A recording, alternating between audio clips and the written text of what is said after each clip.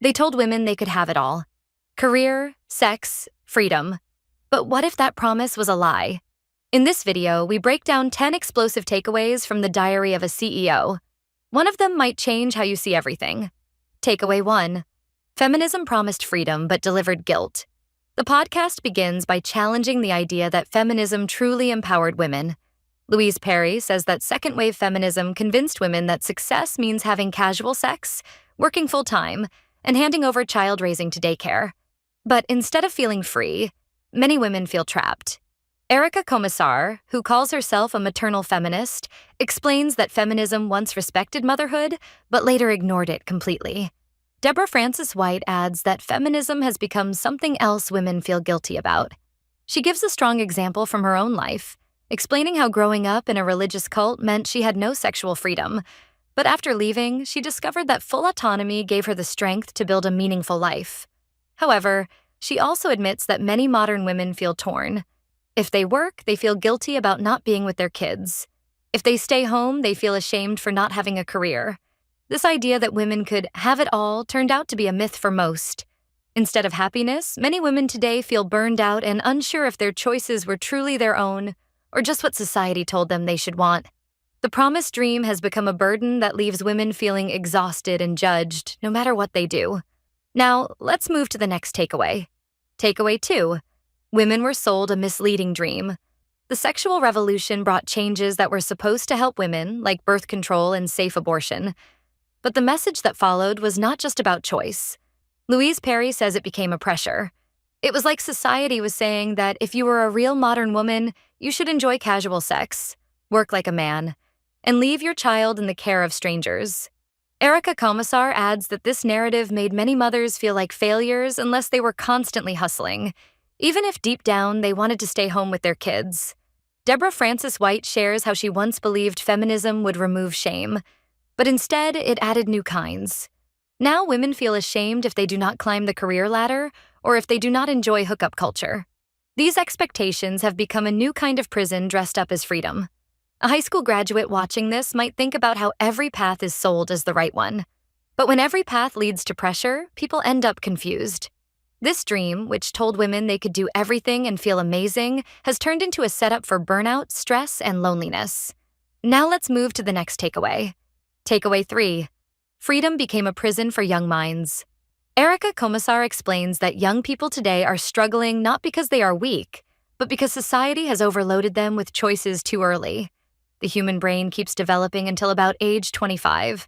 Giving full sexual freedom to a teenager or someone just out of high school is like giving a 10-year-old a credit card and expecting them not to spend it all at once.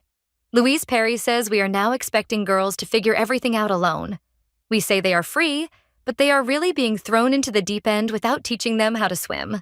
Deborah Frances-White points out that many young people are just copying what their friends are doing. They are not making real choices, just following the crowd. And when they mess up, they blame themselves instead of realizing that they were never truly guided. This idea of endless freedom with no support is actually making people feel anxious, directionless, and depressed. Instead of feeling free, they feel lost and alone. It is like giving someone 1,000 keys but not telling them which one opens the door. Takeaway 4. Casual sex often leaves women hurting. Hookup culture has become common, especially among young adults, but the emotional impact is rarely talked about. Komisar shares data showing that 72% of young men and 82% of young women feel anxious or depressed after casual sex. Louise Perry adds that casual sex tends to fit male desires more than female ones. Most men prefer more partners and less emotional connection, while women often seek bonding and emotional intimacy. Deborah Frances-White says young women today are told to explore freely, but that often means ignoring their own feelings. It is like being told to eat cake every day when your body really wants a balanced meal. At first, it seems exciting, but after a while, it leaves you tired and confused. Warns that this kind of freedom creates emotional scars that last, especially when young women think they are supposed to enjoy it, but secretly feel empty. Many of them do not understand why they feel bad afterward, and they blame themselves instead of questioning the culture that pushed them into it. Now let's move to the next takeaway. Takeaway 5. Sex without connection leads to emptiness. The idea that sex can be casual and fun without any emotional cost sounds modern and cool, but the truth is often very different. Louise Perry says sex is one of the most intimate things people can do, and treating it like a handshake or hobby removes its emotional meaning. Komisar adds that many young people give their bodies to others without knowing what they feel inside. Deborah Frances-White shares how it took her years to understand what kind of intimacy and sexual connection she really wanted. Without emotional connection, sex starts to feel like a chore, or worse, like something that leaves you feeling used. It is like watching a sad movie and then pretending it was just a comedy. Deep inside, most people know something is off, but they are too afraid to say it out loud. That silence leads to loneliness, shame, and regret, especially when everyone else pretends they are fine. We're halfway through the video. Thanks for sticking with us. If you're enjoying it, hit the thumbs up and share it in your WhatsApp groups. If you'd like to support us, please tap the thanks button below. It helps us keep making great content. Drop a comment and don't forget to hit subscribe for more. Now let's continue with the video. Takeaway 6. Dating is broken and everyone feels it. Modern dating is confusing, especially with dating apps and hookup culture shaping expectations. Louise Perry says that while people try casual dating, most still want a deep, committed relationship in the end. Deborah Frances-White agrees and adds that even though people are experimenting, most still dream of the rom-com ending. They want someone to love, settle down with, and maybe even raise a family.